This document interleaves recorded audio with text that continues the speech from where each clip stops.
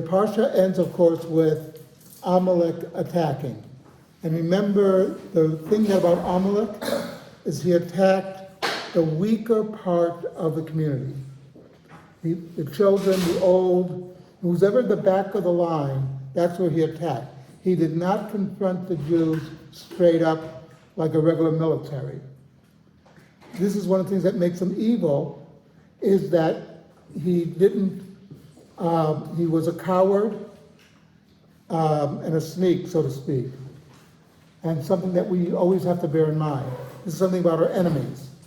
They always try to attack the weakest part, not the strongest. And also, there's a very important lesson within this, because the gematria of Amalek is 240, which is the gematria of suffix, or doubt. He will throw doubt into how we feel about our mission, how we feel about how we should behave, etc. The first Rashi in the Torah sort of brings us home, because Rashi asks the obvious question, why does the Torah begin with the creation of the world? There's no mitzvah to know. According to Rashi, the first mitzvah is declaring the new month in Shemot, or in Exodus. Why does it begin all the way over there? And he says it's to show that the world is owned by God. God decides who lives where, what nation lives where. And when it comes time for a nation to disappear, they will disappear. Then he says the Jews, when they're accused of being thieves, they should quote a pasuk in a verse in Tehillim, in Psalms, but the verse he quotes is interesting. It doesn't admonish the non-Jews. It admonishes the Jews to remember this land is yours. Don't have any doubt on that issue. And this is something important, that we might not be perfect, but we know what is ours. It's like in Bava Metzia, it's one of the prakim starts off, two men are holding on to a tali. This one says it's mine, that one says it's mine.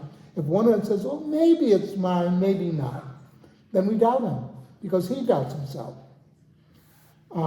We know that the land belongs to us, and that's the bottom line.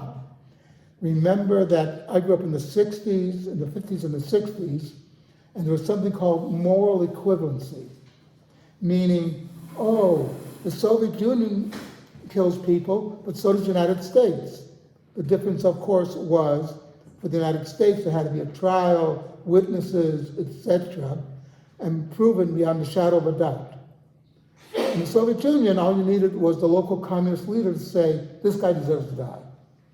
Much different, that we were not morally equivalent.